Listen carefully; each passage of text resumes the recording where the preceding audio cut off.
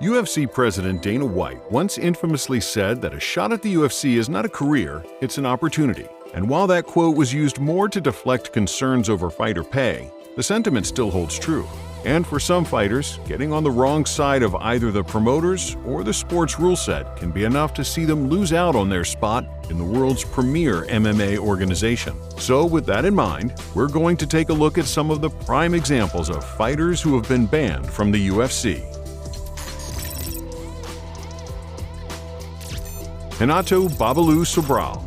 Renato Sobral, or Babalu as he's commonly known, was once seen as an interesting light heavyweight prospect after a long career spent fighting on the regional circuit before landing in the UFC in the year 2000. And while his first stint in the top flight saw him cut from the promotion after a head kick KO defeat at the hands of Chuck Liddell, he was able to find a greater level of success at the second time of asking, going 3-0 with 3 submissions before eventually falling at the hands of Liddell for a second time. However, in 2007, things took a turn for the worse for Babalu as he entered a grudge match with David Heath, a fight that became personal after some particularly nasty pre-fight comments from Heath. And while it looked like a fairly straightforward affair at first, when the Anaconda choke submission eventually came for Sobral, he refused to release it, despite the referee's intervention. To make matters worse, he doubled down on the merits of his actions post-fight, telling Joe Rogan that he wanted to teach Heath a lesson. As you would expect, he was quickly cut from the UFC, never to return, something that set in motion his decline and eventual retirement from the sport.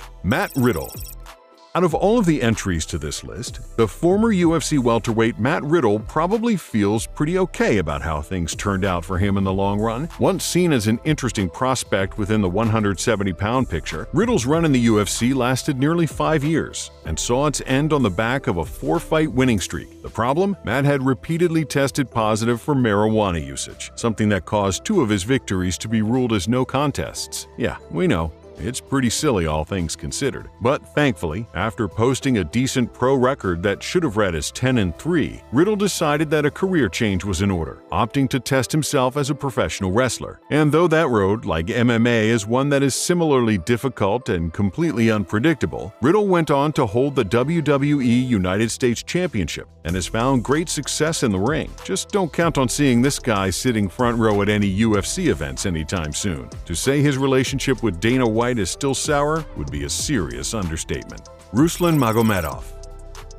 As one of the many Dagestan-born fighters to make waves in the sport of MMA in recent times, Ruslan Magomedov looked to achieve a level of success that would see him mentioned alongside the numerous other stars to emerge from the region in recent times. At 3-0 in the UFC, and with a technical skill set that made his potential for championship contention quite clear, it really did seem as though Magomedov was on the fast track to the big time. And yet, even with momentum well and truly on his side, a trio of anti-doping violations led to him getting the boot from the UFC roster in 2019, as well as a lifetime ban by USADA that forced him out of the global MMA picture. He now fights in Russia under the ACA banner, where he has gone 1-1. But when you consider how well things were going, this is without question one of the sport's most dramatic falls from grace. At 34, his career is most certainly not over, but the name Ruslan Magomedov is one that now lies firmly within the what-if pile.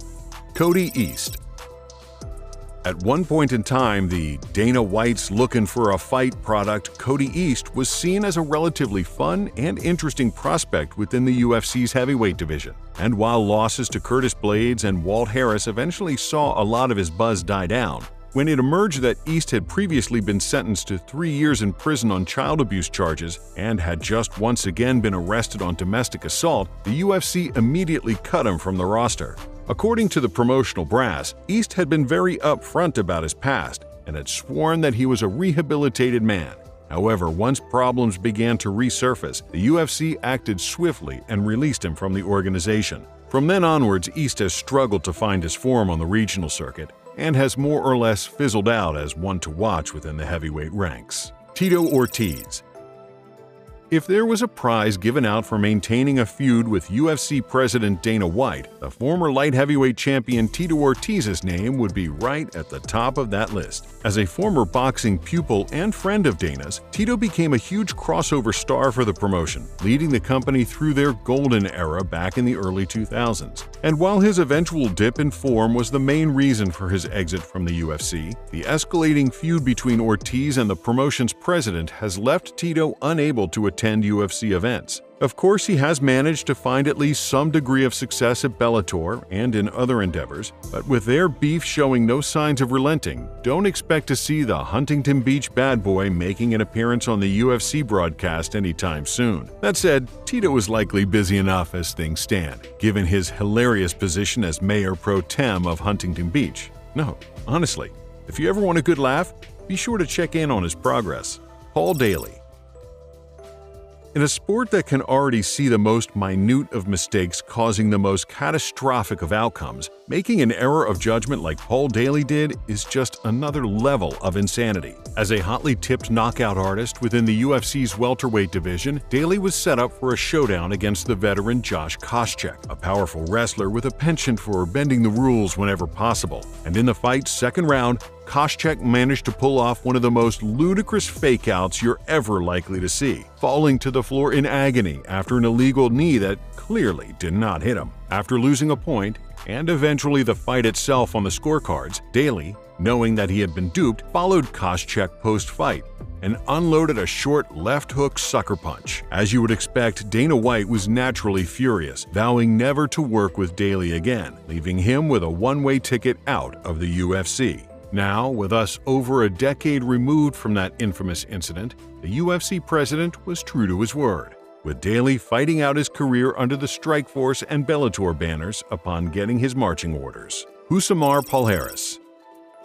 Any hardcore fans among you will no doubt be aware of the always controversial Rousimar Palhares and the baffling bad habit that has completely marred his entire career. As a truly elite grappling specialist who has managed to pull off submission victories over the likes of John Fitch, Rafael Lovato Jr., and Jake Shields, Palhares would easily be held in very high regard in this sport if it weren't for his bad habit of holding on to submissions long after feeling the tap. There's no real explanation out there for this recurring theme in his career, but even with his reputation in mind, the UFC took a chance on Palhares back in 2008, signing him to the multi-fight deal that saw him achieve some strong showings inside the Octagon.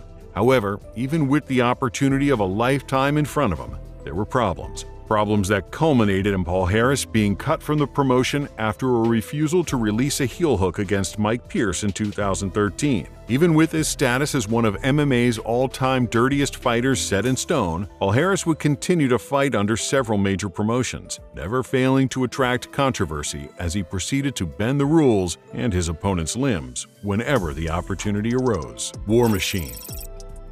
Jonathan Copenhaver, better known by his legal name War Machine, is without question one of the worst people in MMA, period.